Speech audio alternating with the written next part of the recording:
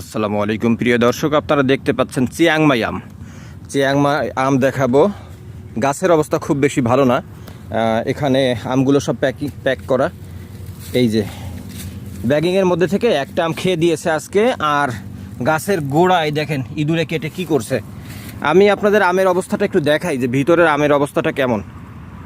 হ্যাঁ, চমৎকার, অনেক সুন্দর চেহারা। এই যে দেখতে পাচ্ছেন আমের অবস্থা। আমি সবগুলো প্যাকেট আসলে খুলি নাই, কেননা খুলে আবার তো প্যাকেট করতে হবে। দুটো আমি খুলেছি। এই যে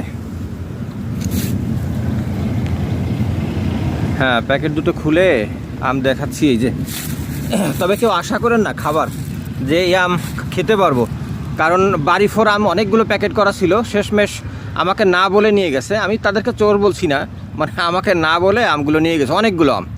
তো এখন না জানি এটা কখন চুরি হয়। হ্যাঁ, যার রিজিক